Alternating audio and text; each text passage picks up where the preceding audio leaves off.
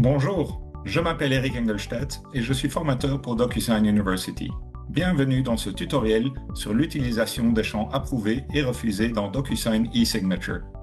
Dans les prochaines minutes, vous apprendrez à configurer ces champs et à comprendre leur signification, notamment la manière dont les approbations sont reflétées dans le certificat de réalisation. Prenons un cas d'usage durant lequel un responsable devra approuver une facture de service avant que celle-ci ne soit envoyée au client. Je vais commencer par cocher la case « Définir l'ordre de signature » afin que l'enveloppe soit envoyée séquentiellement au destinataire dont l'action, par défaut, elle doit signer. Sur le document, je vais commencer par déposer les champs approuvés et refusés pour Antoine l'approbateur.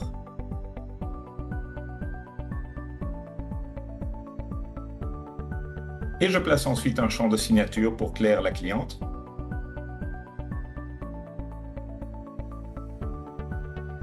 Et en sélectionnant le bouton Approuver, je peux modifier le texte du bouton dans l'option de gauche pour un texte plus explicite, comme par exemple « J'approuve ce document ». Lorsque l'approbateur recevra l'enveloppe, s'il clique sur le champ Approuver, il confirmera son accord avec le contenu du document et indiquera que le processus peut se poursuivre. L'action approuvée ne sera pas visible sur le document lui-même, mais sera enregistrée dans l'historique de l'enveloppe et sur le certificat de réalisation. Je vais également modifier le bouton de refus avec la phrase « Veuillez fournir une raison de refus ». Car si l'approbateur refuse, il peut spécifier ses raisons via une fenêtre contextuelle qui sera enregistrée dans l'historique de l'enveloppe. Il me reste maintenant à envoyer l'enveloppe.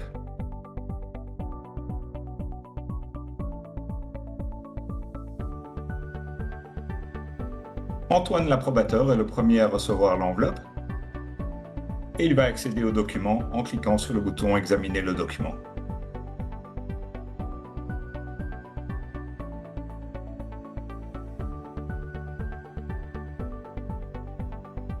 S'il clique sur le bouton de refus, il pourra indiquer la raison du refus. Par contre, s'il approuve, le document sera automatiquement envoyé au prochain destinataire, dans notre cas, Claire la cliente.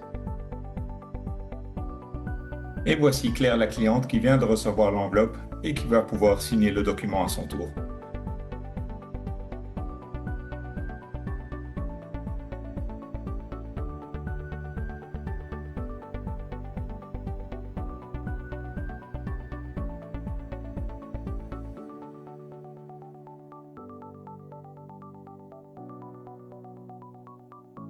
Une fois le document finalisé, en cas d'approbation, la mention « Approuvé » apparaîtra explicitement dans l'historique de l'enveloppe, ainsi que la mention « Complété » qui apparaîtra à côté du nom de l'approbateur sur le certificat de réalisation, confirmant ainsi que le document a reçu le consentement nécessaire avant son envoi au destinataire suivant.